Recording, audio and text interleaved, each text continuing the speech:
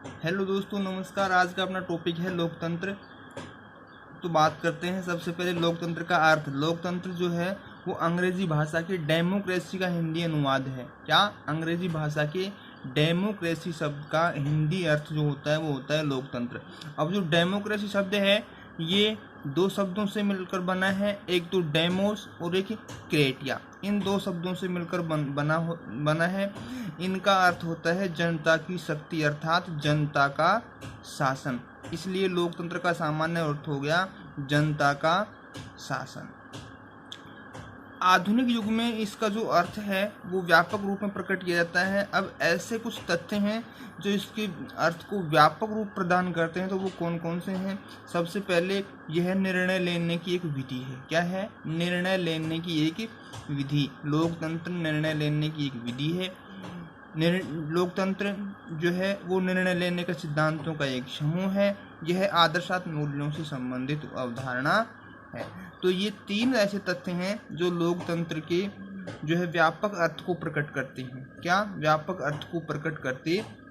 अब लोकतंत्र के विभिन्न रूप कौन कौन से रूप हैं, कौन कौन से नहीं हैं, देखते हैं। इसके जो है 4 रूप बताए गए हैं। कितने रूप बताए गए हैं? 4 रूप। 4 रूपों में बात करें हम सबसे पहले राजनीतिक लोकतंत्र की। किसकी?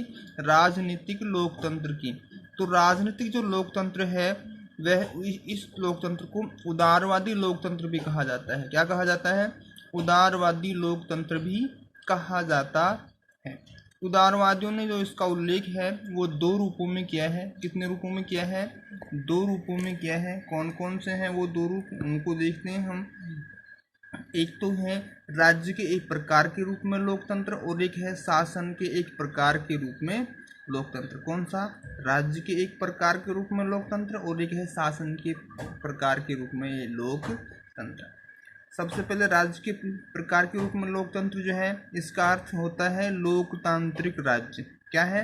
लोकतांत्रिक राज्य। नाम से स्पष्ट है, राज्य के एक प्रकार के रूप में, मतलब कि वह लोकतंत्र जिसमें राज्य जो है वो लोकतांत्रिक होता है। क्या?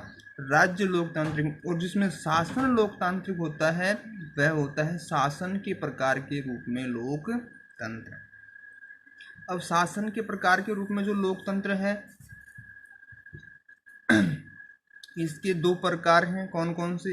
एक प्रत्यक्ष लोकतंत्र, एक अप्रत्यक्ष लोकतंत्र।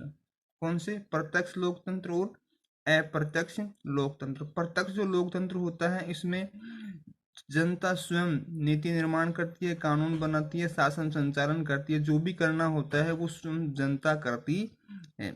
इसलिए प्रत्यक्ष लोकतंत्र जो है वो उन्हीं क्षेत्रों में, उन्हीं प्रांतों में, उन्हीं राज्यों में लागू होता है जहाँ पर जनसंख्या सीमित होती है, उनका आकार छोटा होता है। इसलिए प्रत्यक्ष लोकतंत्र वर्तमान में देखा जाए तो स्विट्जरलैंड के 5 राज्यों में ये जो है वर्तमान में संचालित है।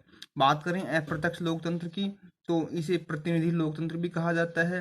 प्रतिनिधि लोकतंत्र क्यों कहा जाता है? क्योंकि इस लोकतंत्र में जनता के द्वारा चुने हुए प्रतिनिधि जो होते हैं वो शासन संचालन करते हैं।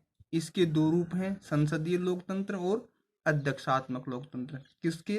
अप्रत्यक्ष लोकतंत्र के। संसदीय लोकतंत्र और अध्यक्षात्मक लोकतंत्र। तो ये थे जो है अप्रत्यक्ष लोकतंत्र के प्रकार। अब बात करें हम राजनीतिक लोकतंत्र की आधारभूत मान्यताएं क्या हैं? तो मान्यताएं हैं सबसे पहले यह उदारवादी संविधानवाद में विश्वास करता है। क्या? कि राजनीतिक जो लोकतंत्र है वो उदारवादी संविधानवाद में विश्वास करता है। दूसरा यह है प्रभु सत्ता का निवास जनता में मानता है। क्या?